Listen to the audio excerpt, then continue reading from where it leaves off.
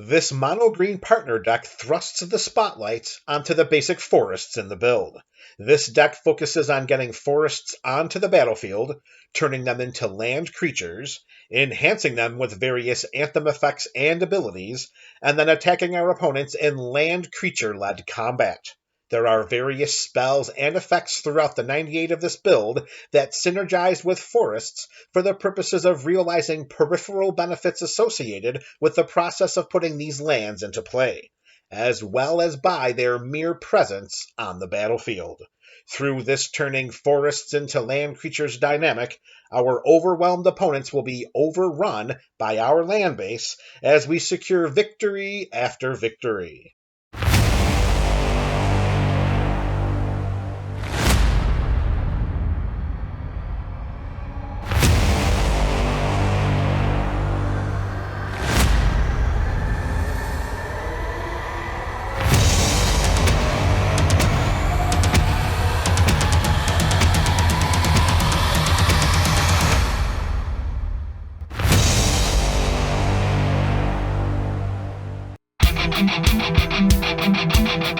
Kodama of the East Tree debuted in Commander Legends and is a 6/6 spirit with reach and partner for 4 and 2 green mana. Whenever another permanent enters the battlefield under our control, if it wasn't put onto the battlefield with Kodama's ability, then we may put a permanent card with equal or lesser mana value from our hand onto the battlefield. Note that as long as it was not put into play through Kodama's ability, this ability is triggered whenever another permanent enters the battlefield under our control, which includes land cards. Lands have mana values of 0, so if a land enters the battlefield under our control, then we can put a land card from our hand into play. This dynamic becomes even more powerful as more of this deck tech is revealed. Getting Kodama onto our side of the battlefield propels our tempo and board state significantly, and we can do so by turn 2 in this deck. Kamahl, Heart of Krosa, also debuted in Commander Legends and is a 5/5 human druid with partner for 6 and 2 green mana. At the beginning of combat on our turn, creatures we control get +3/+3 and gain trample until end of turn. We can pay 1 and a green mana, and until end of turn, we can have target land we control become a 1/1 elemental creature with vigilance, indestructible, and haste. It is still a land. Note that Kamahl's triggered overrun ability applies to all creatures we control, which includes Kamahl, in addition to the lands that he can turn into creatures through his activated ability. With our partner commanders now showcased, our game plan is simple. We want to inundate our side of the battlefield with forests through ramp spells and effects, which includes Kodama. We want to gain peripheral benefits through land synergies, and we want to utilize Kamahl, or other similar spells and abilities, to turn our lands into creatures and send them into combat. The game then becomes a numbers game, and it is one that our opponents just cannot win. Crafting a land base for a monocolored build allows us to not preoccupy ourselves with mana fixing, while opening the door to a wider range of utility options. For the purposes of this build and this theme, we want to fill our land base with forests in addition to any lands that provide mana ramp, card draw, or lands that can become creatures themselves. Let's begin with some mana-ramping lands. Myriad Landscape and Blighted Woodland can be tapped and sacrificed to put 2 basic forests onto the battlefield tapped. Myriad Landscape comes into play tapped and costs 2 generic mana to activate, while Blighted Woodland costs 3 and 1 green mana. Castle Garenbrig does not fetch lands onto the battlefield, but we can pay 2 and 2 green mana and tap it to add 6 green mana to our mana pool. This mana can only be spent to cast creature spells or activate abilities of creatures, which serves us very, very well in this build. Castle Garenbrig enters the battlefield tapped unless we control a forest, which should not be a problem for us. War Room and Arch of Araska have card draw abilities. For War Room, we pay 3 generic mana, tap it, and pay 1 life to draw a card. As long as we have the City's Blessing, we can pay 5 generic mana and tap Arch of Araska to draw a card. We get the City's Blessing through this land's Ascend mechanic, meaning that as long as we control 10 or more permanents, we get the City's Blessing for the rest of the game. For land creature options, we have Dryad Arbor, Lair of the Hydra, and Crawling Barrens. Dryad Arbor is a 1/1 forest dryad that counts as both a creature and a land. It is not a spell, it is affected by summoning sickness, and it can tap to add a green mana to our mana pool. Lair of the Hydra comes into play tapped if we control 2 or more other lands. We can pay X and a green mana to have it become an XX green Hydra creature until end of turn. It's still a land, and X cannot be 0. In this deck, Lair of the Hydra could get very, very big. We can pay 4 generic mana into Crawling Barrens to put 2 +1/+1 counters on it. Then we may have it become a 0/0 elemental creature until end of turn. It is still a land. Crawling Barrens is a powerful mana sink for this type of build, and the option of waiting for it to become a creature allows us to dance around our opponent's removal spells. This leads us to the bulk of our land base, our forests. Due to our earlier foreshadowing, and since we're playing mono green, all signs point to forest being the most featured land in our build. But it's not. Instead of playing with forests, we are going to play with snow-covered forests instead. This allows for a more strategic construction of an accelerated mana base, which is a feature that the color green simply does not need, but we are going to do it anyway. How are we going to do it? When Extraplanar Lens comes into play, we exile target land we control. Whenever a land with the same name as the exile card is tapped for mana, its controller adds 1 mana of any type that land produced. In any monocolored deck, Extraplanar Lens can provide a massive boost in mana resources if utilized in this strategic way. It is far less likely that any of our opponents with green in their EDH decks are playing with snow-covered forests instead of forests. This way, we restrict the double mana producing lands to only snow-covered forests, of which we have a plethora, and our opponents, most likely, will have none. There are 30 snow-covered forests in this deck. Since we are playing a mono-green build that focuses on lands, we are over-inundating the 98 of this deck with land ramp spells, in part at the expense of various mana rocks. However, this build is not completely devoid of all mana rocks. Both Soul Ring and Mana Crypt tap to add 2 colorless mana to our mana pool. Note that Mana Crypt has a coin-flipping upkeep trigger that deals 3 points of damage to us if we lose the flip. Generally, having either or both of these artifacts in our opening hand puts us far ahead of our opponents. In this deck, however, they could put us so far ahead that our opponents will never be able to catch up. Green has no shortage of spells that put lands onto the battlefield from our library, graveyard, and hand, and in this deck, we are going to cast a lot of them. We begin this portion of the deck tech with a slew of spells that put lands from our library into play tapped. For 1 and a green mana, Rampant Growth searches for a basic forest. For 2 and a green mana, Kodama's Reach and Cultivate search for 2 basic forests and put 1 of them into our hand. Nissa's Pilgrimage follows suit by searching for 2 basic forests, but through this card's spell mastery mechanic, if there are 2 or more instant and or sorcery cards in our graveyard, we search for 3 basic forests instead of 2. For 3 and a green mana, Circuitous Route, Migration Path, and Vastwood Surge continue this into-play tapped trend by searching for 2 basic forests. Note that we can pay 2 generic mana and cycle away Migration Path from our hand in order to draw a card. Also note that Vastwood Surge has a kicker cost of 4 generic mana. If we pay the kicker cost, then we put 2 +1/+1 counters on each creature we control, which is a powerful ability in this type of build. For the same mana value of 3 and 1 green mana, Hunting Wild searches for 2 forest cards, but also has a kicker cost of 3 and 1 green mana. If we pay the kicker cost, then we untap all forest cards put onto the battlefield this way, and then they become 3/3 green creatures with haste that are still lands. Moving up to a mana value of 5 is Traverse the Outlands. This sorcery has us search our library for up to X basic land cards, where X is the greatest power among creatures we control. Nissa's Renewal costs 5 and a green mana, searches for 3 basic forest, and gains us 7 life. Lastly, for spells that put lands from our library into play tapped, we have Reshape the Earth. At a mana value of 6 and 3 green mana, casting and resolving this spell results us in putting any 10 lands from our library onto the battlefield tapped. We have a few spells that put forests from our library into play without tapping them in the forms of 3 Visits, Nature's Lore, and Skyshroud Claim. 3 Visits and Nature's Lore put 1 forest card into play, while Skyshroud Claim puts 2. For the purposes of recurring lands from our graveyard, we have Splendid Reclamation. It returns all land cards from our graveyard to the battlefield tapped. We also can cast Life from the Loam to return up to 3 target land cards from our graveyard to our hand. This sorcery also has Dredge 3, which means that if we were to draw a card, we may mill 3 cards instead. If we do, then we return this card from our graveyard to our hand.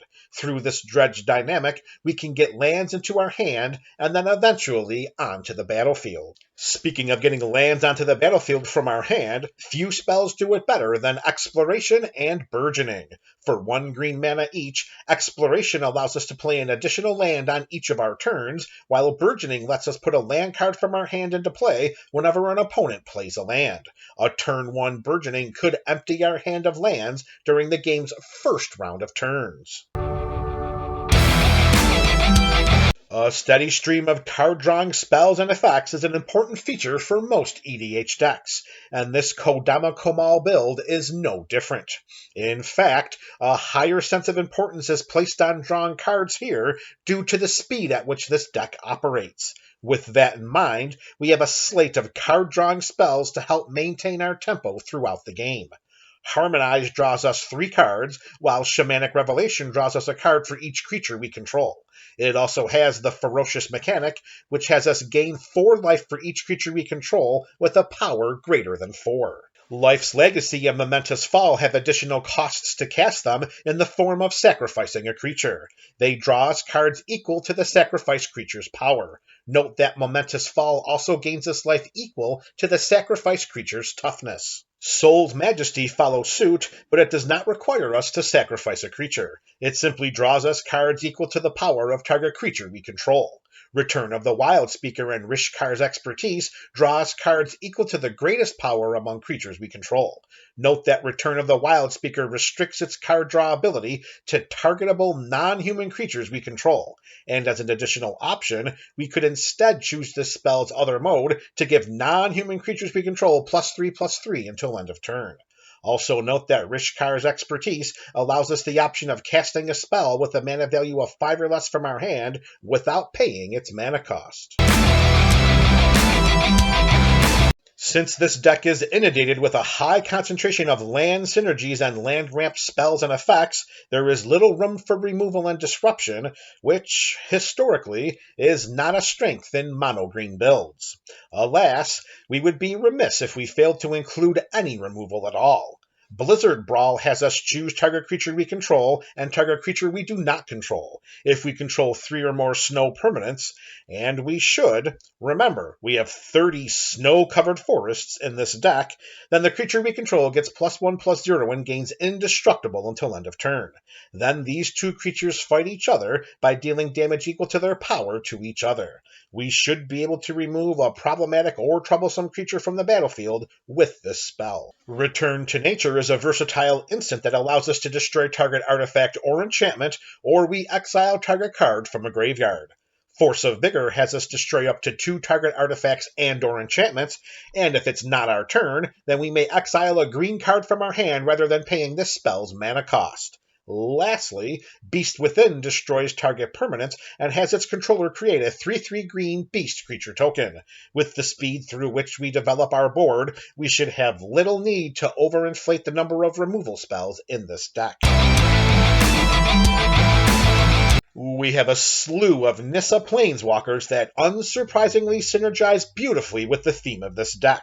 When the Vastwood Seer enters the battlefield, we search our library for a basic forest card, reveal it, and put it into our hand. Whenever a land enters the battlefield under our control, if we control 7 or more lands, we exile Nissa and then return her to the battlefield transformed as the Sage Animist. We can +1 Nissa to reveal the top card of our library. If it's a land card, we put it into play. Otherwise, we put it into our hand. Through this first ability, we basically put a land into play for free, or we draw a card. We can -2 Nissa to create Ashaya, the Awoken World, a legendary 4/4 green elemental creature token. If we remove 7 loyalty counters from this version of Nissa, then we untap up to 6 target lands, and they become 6/6 elemental creatures that are still lands. Lands into play, card advantage, and using our lands as creatures all check the boxes for what this deck is trying to accomplish. Nissa Worldwaker has 2 different +1 loyalty abilities. The first has target land we control become a 4/4 elemental creature with trample, and it's still a land. The second untaps up to 4 target forests. By removing another 7 loyalty counters from this version of Nissa, we search our library for any number of basic lands and put them onto the battlefield. Those lands become 4/4 elemental creatures with trample, and they're still lands. This iteration of Nissa interacts with lands secondary to all of her loyalty abilities, and is a powerful presence on our side of the battlefield. Nissa Vital Force has a +1 ability that untaps target land we control. Until our next turn, it becomes a 5/5 elemental creature with haste, and it's still a land. We can -3 Nissa to return target permanent card from our graveyard to our hand. We can also remove 6 loyalty counters from this version of Nissa to get an emblem with, whenever a land enters the battlefield under our control, we may draw a card. Note that the Vital Force enters the battlefield with 5 loyalty counters, and we only need 6 to get her overpowered emblem. As powerful and synergistic as these 3 versions of Nissa are in this build, they pale in comparison to Nissa Who Shakes the World. She has a static ability that whenever we tap a forest for mana, we add an additional green mana to our mana pool. Nearly 80% of the lands in this deck are forests, and Nissa doubles their mana protection through this static ability.